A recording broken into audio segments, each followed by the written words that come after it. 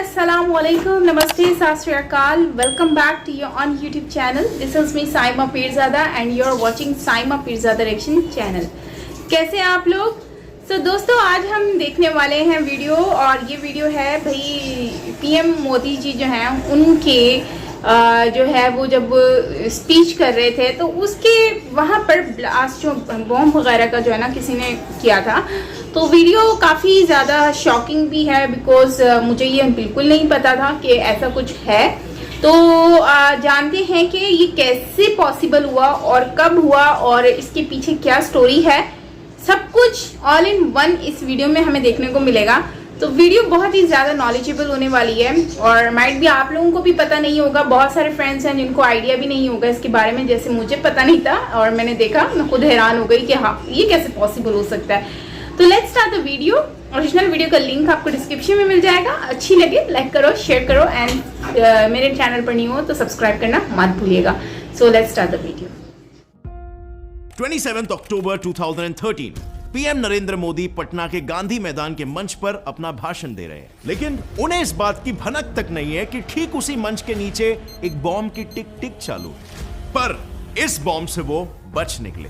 21 मई 1991 राजीव गांधी रोज की तरह अपने पार्टी के कार्यकर्ताओं को मिल रहे थे और तभी एक लड़की उन्हें मिलने के बहाने से उनके करीब आती है और उनके पैर छूने के बहाने बॉम्ब का बटन दबा देती है। 31 अक्टूबर 1984 इंदिरा गांधी एक इंटरव्यू देने के लिए अपने घर से अपने ऑफिस की ओर बढ़ती है, लेकिन वो ऑफिस पहुंचती उससे पहले ही उनके बॉडीगार्ड्स उन पर गोलियों की बौछार कर देते हैं। सो फ्रेंड्स, ये तीनों ऐसे ऐतिहासिक घटनाएं थे जिन्होंने पूरे देश को हिलाकर रख दिया। और आज हम शुरू करेंगे assassination attempt number 1 Modi ji के अटेम्प्ट से। तो कहानी शुरू होती है आज से 9 साल पहले 27 अक्टूबर 2013 में। मोदी जी पटना के गांधी मैदान में अपना स्पीच दे रहे थे। उन्हें यह नहीं पता था कि जिस मंच पर वो भाषण दे रहे हैं उसी मंच के ठीक नीचे एक बॉम्ब फिट किया हुआ है। अब पुलिस को इस बात की खबर थी, लेकिन उन्हें एग्जैक्टली नहीं मालूम था कि आखिर वो बॉम्ब है कहां पर। स्टेज के सामने 3 लाख से भी ज्यादा लोग हैं और स्टेज पर बीजेपी के प्रधानमंत्री कैंडिडेट नरेंद्र मोदी जी। अगर वो बॉम्ब फटता तो बहुत बड़ा हत्याकांड हो जाता, पर लकीली ऐसा कुछ नहीं हुआ।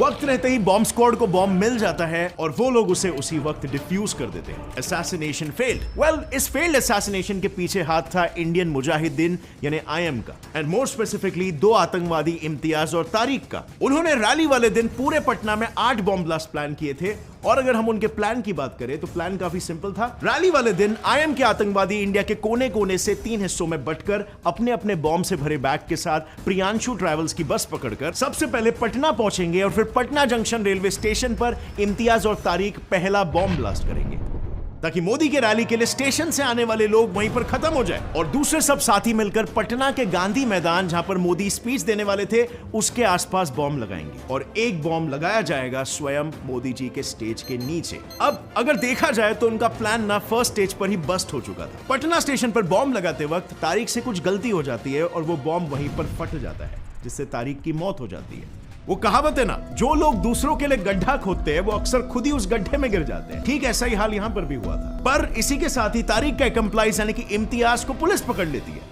अब जाहिर सी बात है, इस प्लान को पूरा बनाने वाला इंसान अगर पुलिस की हथकड़ियों में आ जाए तो पुलिस उससे सब कुछ उगलवा देगी और बस जैसे उसके मुंह से सच उगलता गया वैसे ही एक एक करके सारे बॉम्ब्स डिफ्यूज होना शुरू हो गए। 11:40 को उद्योग भवन, 12:05 PM को रीजेंट सिनेमा में मौजूद बॉम्ब्स को ढूंढ के डिफ्यूज कर दिया गया। पर जब तक वो गांधी मैदान जहां पर मोदी जी अपना भाषण देने वाले थे उसके नजदीक मौजूद महात्मा गांधी स्टैच्यू पर पहुंचते हैं, उसके पहले ही वो बॉम्ब वहां पर ब्लास्ट हो जाता है और फिर उसके सिर्फ 5 मिनट में ही मैदान के बाजू में मौजूद ट्विन टावर्स में एक और एक धमाका होता है जिससे मानो पूरा शहर और गांधी मैदान बस बॉम्ब के धमाकों से गूंज उठता है। बट स्टोरी यहां पर खत्म नहीं होती क्योंकि अभी भी एक बॉम्ब ढूंढना बाकी था और वो बॉम्ब तो मैदान के बाहर भी नहीं बल्कि मैदान के अंदर था और अंदर भी ऐसे कि कोई सोच भी नहीं सकता था कि उस बॉम्ब को स्टेज के ही नीचे लगाए। अब वो तो अच्छा था कि वक्त रहते बॉम्ब मिला और उसे हमने सक्सेसफुली डिफ्यूज भी किया, वरना जो हत्याकांड उस वक्त होता था उसकी किसी को कल्पना भी नहीं होती। और इन सब का श्रेय और किसी को नहीं बल्कि हमारे पुलिस फोर्स और बॉम्ब स्क्वाड को जाता है, क्योंकि उनके कड़ी ट्रेनिंग, हाई फिजिकल एंड्योरेंस और डिसिप्लिन की बदौलत ये मुमकिन हो पाया है। और ये चीजें एक इंसान को कैसे बदल सकती है, इसका जीता जाता एग्जाम्पल है डेविड गॉगिंस, जिन्हें आप सुपर ह्यूमन भी कह सकते हो, क्योंकि इन्होंने अपने आप को इतना ज्यादा ट्रेन कर लिया है कि इनकी बॉडी आखिरी सांस तक लड़ सकती है। But as we all know, हमारे लिए ऐसा करना एकदम से पॉसिबल नहीं हो सकता, और इसीलिए आपको एक माइंडसेट डेवलप करना पड़ेगा, जिसमें डेविड गॉगिंस की इंस्पायरिंग कहानी आपको बहुत हेल्प करेगी। उन्होंने अपनी कहानी कैंट हर्ट मी इस किताब में लिखी है, जिसे आप सुन सकते हो ऑडियो फॉर्मेट में कुकू एफएम ऐप पर। कुकू एफएम ऐप पर आपको ऑडियो फॉर्मेट में सेल्फ एम्पावरिंग बुक्स के साथ ही finance, history, motivation, self help, leadership, science, career, business जैसे डिफरेंट जॉनर्स की किताबें सुनने मिलेगी, वो भी रीजनल लैंग्वेजेस जैसे हिंदी में। इसी के साथ ही आपका कीमती समय बचाने के लिए आपको यहाँ पर बुक समरीज भी मिलेगी, जहां पर आपको 4000 प्लस आवर्स का नॉन फिक्शन कंटेंट मिल रहा है, और ये सब भी रीजनल लैंग्वेजेस में, यानी आप जब चाहो जहां चाहो अपनी फेवरेट किताबों को सुन सकते हो। इस ऐप का ईयरली सब्सक्रिप्शन 399 रुपीज है, लेकिन अगर आप मेरे वीडियो के नीचे डिस्क्रिप्शन लिंक पर क्लिक करोगे और गेट सेट 50 कोड यूज करोगे तो आपको 50% का इंस्टेंट डिस्काउंट मिलेगा, यानी कि सिर्फ 199 रुपीज में आपको इसका ईयरली सब्सक्रिप्शन मिल जाएगा, जितने पैसों में तो एक टाइम का खाना भी नहीं आता है। पर हाँ, जल्दी करना, क्योंकि ऑफर सिर्फ फर्स्ट 250 यूजर्स के लिए वैलिड है। So click on the link in the description and start investing with in yourself now. और अब लौट आते हैं हमारे वीडियो पर। अब जब इतने सारे बॉम्ब्स और उनकी प्लानिंग के पीछे की वजह के बारे में इम्तियाज से पूछा गया, और तब उसने कहा हमारा मेन उद्देश्य था कि आतंक फैले, भागदौड़ फैले, और उस भागदौड़ में ज्यादा से ज्यादा संख्या में महिलाओं और बच्चों की जान जाए। नसीब की उनकी प्लानिंग फेल हुई, और जितने भी बॉम्ब्स फटे वो काफी वीक थे, इतने स्ट्रॉन्ग नहीं थे, और इसीलिए जब वो फटे भी तो कुछ खास भगदौड़ नहीं मची। So yeah, it was a pretty unpredictable event, but अंत भला तो सब भला। Attack number 2, the Rajiv Gandhi assassination. 21 मई 1991 फॉर्मर प्रधानमंत्री राजीव गांधी श्री पेरुम्बुदूर, तमिलनाडु में एक रैली के दौरान रोज की तरह अपने पार्टी के कार्यकर्ताओं से मिल रहे थे। मुलाकात के दौरान उनका ध्यान एक लड़की पर जाता है जो पुलिस से तू मैं कर रही थी, क्योंकि उसे मिस्टर गांधी से मिलना था, पर पुलिस उसे रोक रही थी। और यह देखकर राजीव गांधी कहते हैं, आने दो उसे, सबको मिलने का मौका मिलना चाहिए। और बस फिर क्या होना था, उन्होंने ही खुद अपने मौत को न्योता दे दिया। वो लड़की आते ही राजीव गांधी के पैर छूने के लिए नीचे झुकती है, और जैसे ही राजीव उसे रोकने के लिए थोड़ा झुकते हैं, वो लड़की अपने पास मौजूद बॉम्ब का ट्रिगर दबा देती है। उस सुसाइड बॉम्बर ने देश के फॉर्मर प्रधानमंत्री को मार डाला। अब सवाल यह आता है कि आखिर उस लड़की ने ऐसा किया क्यों, और किसी भी देश के प्रधानमंत्री के पास बॉम्ब लेके चला जाना इतना आसान नहीं होता है, तो इसकी प्लानिंग आखिर कब से चल रही थी? ये जानने के लिए चलो वक्त में थोड़ा सा पीछे चलते हैं। साल 1990 में जब इनकी मौत की कहानी रचना शुरू हुई, न्यूज और अखबारों में चारों तरफ सिर्फ एक ही खबर छाई हुई थी कि राजीव गांधी फिर एक बार प्रधानमंत्री बनेंगे। पर यह बात टेररिस्ट ऑर्गेनाइजेशन LTTE को खटक रही थी, क्योंकि ऐसा होना श्रीलंका में बैठे LTTE चीफ प्रभाकरन को जरा भी मंजूर नहीं था, और इसीलिए उसने उनके कत्ल का पूरा हत्याकांड प्लान करना शुरू कर दिया। इस प्लान की शुरुआत होती है नवंबर 1990 जाफना, श्रीलंका के जंगलों में से, जब तमिलियन आतंकी संगठन LTTE यानी liberation tigers of Tamil Eelam को यह चिंता सताई जा रही थी कि अगर राजीव वापस PM बनकर पावर में आता है तो LTTE की खैर नहीं, वो उनका वजूद ही मिटा देगा। और इसीलिए LTTE का चीफ वेलुपिलाई प्रभाकरन अपने 4 सहयोगी बेबी सुब्रमण्यम, मुथुराजा मुरुगन और शिवरासन के साथ मिलकर राजीव गांधी को मारने का प्लान बनाता है। प्लान सिंपल था, तमिलनाडु में जाओ, छुपने की जगह ढूंढो, काम को अंजाम देने के लिए लोगों को रिक्रूट करो, बॉम्ब बनाओ और बस टारगेट को उड़ा दो। लेकिन ये सब बोलना जितना सिंपल है, उतना ही मुश्किल इस प्लान को एग्जीक्यूट करना भी था, क्योंकि उन्हें एक सुसाइड बॉम्बर, वीडियोग्राफर और बॉम्ब बनाने वालों को एक साथ हायर करना था। अब पता नहीं कैसे, पर उन्होंने ऐसे लोगों को सिर्फ 2 महीनों में ही ढूंढ लिया जो उनके लिए कुछ भी करने के लिए तैयार थे। और बस फिर क्या होना था, उन्होंने प्लान को एग्जीक्यूट करना शुरू कर दिया।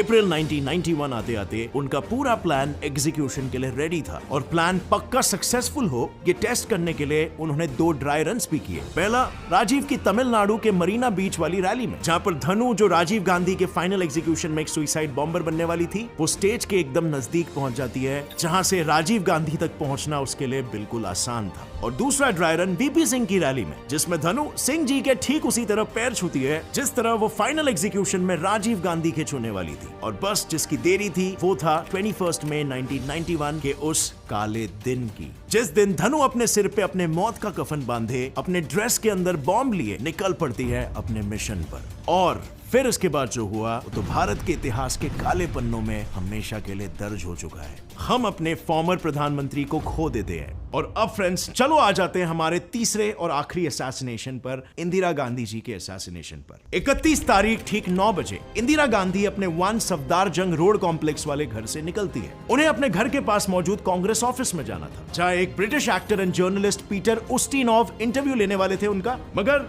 मिसेस इंदिरा गांधी उस इंटरव्यू तक कभी पहुंच ही नहीं पाई, क्योंकि ऑफिस के गेट तक पहुंचते ही उनके खुद के ही गार्ड्स ने उनकी हत्या कर दी।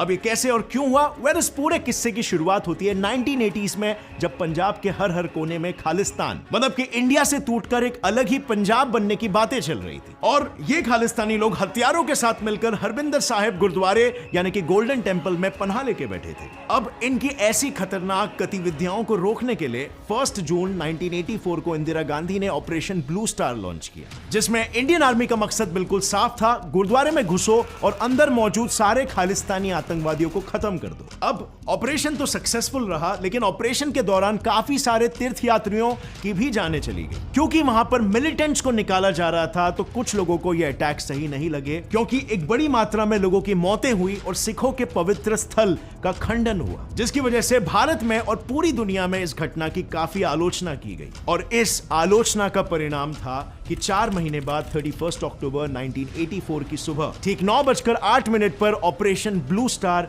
के रिटेलिएशन में इंदिरा गांधी की जान ले ली गई। उनकी मौत के पीछे उन्हीं के खुद के गार्ड्स बेअंत सिंह और सतवंत सिंह का हाथ था। अब यहां पर चौंकाने वाली बात तो यह थी कि बेअंत सिंह तो इंदिरा गांधी के बॉडीगार्ड्स टीम में पिछले 10 सालों से काम कर रहा था। इनफैक्ट ऑपरेशन ब्लू स्टार के समय जब मिसेस गांधी का पीए आर.के. धवन ने बेअंत सिंह को ड्यूटी से हटाया, तब कुछ ही महीनों में इंदिरा गांधी ने खुद उसे वापस भर्ती करवाया। और उसी बेअंत सिंह ने 31 अक्टूबर 1984 को इंदिरा गांधी पर अपने रिवॉल्वर से सबसे पहले 3 गोलियां चलाई। और फिर सतवंत सिंह ने, जो अपने गांव गुरदासपुर से रेडिकलाइज होकर आया था, उसने अपने सब मशीन गन का पूरा राउंड इंदिरा गांधी के अंदर दाग दिया। अब यहां पर उसके बाद कुछ ही देर में इंदिरा गांधी के पीछे चल रहे दूसरे गार्ड्स भी आए और उन्होंने इन दोनों असैसिन्स पर गोलियां चला दी, जिसमें बेअंत सिंह की तो तुरंत उसी वक्त मौत हो गई, बट सतवंत सिंह को बुरी तरह घायल अवस्था में कैप्चर कर लिया गया। गिरफ्तारी के वक्त उसने एक और आदमी का नाम लिया जो इस पूरे षड्यंत्र में मौजूद था, जिसका नाम था कहर सिंह। अब यह बंदा कौन था ये तो आज तक किसी को नहीं पता, लेकिन इंदिरा गांधी के हत्या की वजह से भारत ने जो सहा वो सही बिल्कुल नहीं था। उनके हत्या के बाद अपने पूरे देश में हड़बड़ और दंगे मचने लग गए। हर जगह पर सिर्फ सिख्स को मारा और काटा जा रहा था, जिसमें 3000 से ज्यादा सिखों ने अपनी जान गंवा दी। एंड मेरे हिसाब से किसी भी देश के नागरिक के लिए सबसे शर्मिंदगी की बात है, बेकसूरों की हत्या जस्ट बिकॉज उसके समुदाय में से किसी ने किसी की हत्या की या फिर गलत काम किया। बट अगर देखा जाए तो इन असैसिनेशन से एक बात तो बिल्कुल साफ हो गया, उस वक्त इंडिया की सिक्योरिटी और इंटेलिजेंस एजेंसीज की ये सबसे बड़ी हार थी कि ब्रॉड डे लाइट में इतने दिग्गज व्यक्तियों की जानें चली जाती है। लेकिन ऐसे अटैक सिर्फ इंडिया में ही नहीं होते, बल्कि ग्लोबली होते हैं और बार बार देखे भी गए। जैसे for example John F Kennedy, Ibrahim Lincoln और जेम्स ए गारफील्ड, ये सारे यूएस के प्रेसिडेंट्स का असैसिनेशन। और यही वो वेस्टर्न कंट्रीज है जो ये कहती हैं कि इंडिया की सिक्योरिटी वीक है। अब आप ही बताओ, क्या इंडिया की सिक्योरिटी वाकई में वीक है? वेल फ्रेंड्स, अगर इस वीडियो से आपको कुछ भी नया सीखने मिला तो एक लाइक जरूर ठोकना। Get set fly fact channel को भी सब्सक्राइब कर लो और बेल नोटिफिकेशन दबाओ ताकि आगे आने वाली हमारी कोई भी नॉलेजेबल वीडियो की अपडेट आप मिस ना कर सको। और फ्रेंड्स, जाने से पहले कुकू एफएम ऐप को इंस्टॉल करना मत भूलना। Click on the link in the description below and get 50% off. As always, stay curious, keep learning and keep growing. जय हिंद। बहुत शॉकिंग न्यूज है कि नरेंद्र मोदी जी के साथ ऐसा पॉसिबल हो सकता है, मतलब हुआ है उनके साथ। मतलब एक फीमेल आती है और वो जो है उन्होंने ये सब कुछ किया हुआ है, तो वो तो एक लकीली लोगों की शायद दुआएं हैं या उनकी माता की दुआएं हैं कि वो बच गए, वरना अगर थोड़ा सा भी 19-20 का फर्क होता तो मतलब कि मोदी जी के साथ अनफॉर्चुनेटली इस तरह का कोई भी इंसिडेंट हो सकता था। तो यहाँ पे मैं एक चीज कहूंगी कि यहाँ पे एक तो सिक्योरिटी का जो है ना मेन इशू हो सकता है, क्योंकि सिक्योरिटी को चेकिंग करना जरूरी बनता है, उन्होंने चेकिंग नहीं की है, तो ये एक बहुत ही बड़ा फॉल्ट है। और क्योंकि ये वीडियो भी पुरानी है तो गाइज हम ये नहीं कह सकते कि अभी रिसेंटली हुआ है तो रिसेंटली ऐसा हुआ है, ऐसा नहीं है। क्योंकि अभी पीएम मोदी बनने के बाद नरेंद्र मोदी जी को जब वो प्राइम मिनिस्टर बन चुके हैं और अब तो उनकी सिक्योरिटी का मैंने सुना है कि ऑलमोस्ट 3 डेज पहले ही उनकी सिक्योरिटी की चेकिंग होना स्टार्ट हो जाती है और उसके बाद जो है वो फिर और मज़ीद चीज़ें जो हैं वो प्रोसीजर में जाती हैं, मतलब कि चेकिंग होती है हर चीज़ की। मतलब क्योंकि सिक्योरिटी का A to Z जो है वो उनका ख्याल रखा जाता है, जो कि बहुत ही ज़्यादा अच्छी चीज़ है। मुझे तो बहुत अच्छा मतलब कि इतना आइडिया हो गया है क्योंकि हमने इतनी सारी वीडियोस देखी हुई हैं।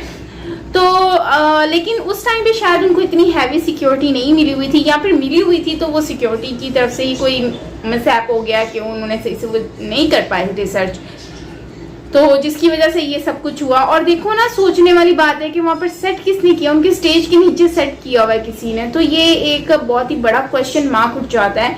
हो सकता है कि वहीं से ही कोई मिला जुला हो। सेम वैसे जो इंदिरा गांधी के साथ हुआ, राजीव गांधी के साथ हुआ, मतलब कि इनके साथ जो जो हुआ है आपके सामने ही है।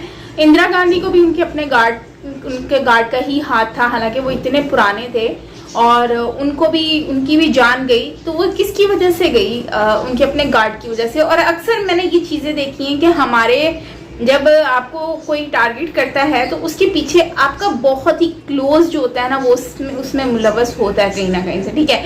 सपोज दैट कि आप सिर्फ सिद्धू मूसेवाले की कहानी ले लें, तो मैंने सिद्धू मूसेवाले की जब स्टोरी सुनी ना तो मैं बहुत हैरान हुई कि यार एट अ टाइम मतलब कि ये सारी चीज़ें होना, और सेम टू सेम। और मैंने जब उनका सॉन्ग सुना था सिद्धू मूसेवाले का लास्ट राइड वाला, तो उसमें काफ़ी सिमिलैरिटी थी उनके साथ जो इंसिडेंट हुआ था, वो काफ़ी सिमिलैरिटी थी उनकी रियल मतलब कि डेथ के साथ, जैसे उनके साथ हुआ बीच चौराहे में, और वही गैंगस्टर आए, उनको उन्होंने पकड़ के शूट किया, ठीक है, उनकी गाड़ी के ऊपर। ये वो सारी चीज़ें वो same to same almost same similarity थी।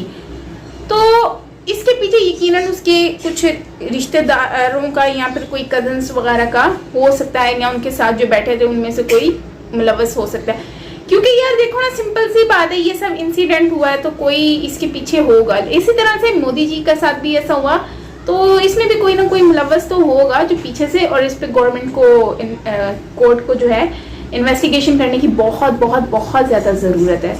तो गाइज, आपका क्या कहना है इसके बारे में ज़रूर शेयर करना, और सिक्योरिटी के बारे में बताइएगा कि नरेंद्र मोदी जी की सिक्योरिटी जो मैंने सुनी है 3 डेज ऑलमोस्ट पहले ही सब कुछ हो जाता है, चेकिंग होना स्टार्ट हो जाती है, तो क्या ऐसा है या फिर मतलब सिर्फ 1 दिन पहले ही होता है। तो खैर, आपका क्या कहना है कमेंट सेक्शन में ज़रूर बताना। बाकी मिलते हैं नेक्स्ट वीडियो के साथ। अपना बहुत सारा ख्याल रखिएगा। Till then take care, bye bye.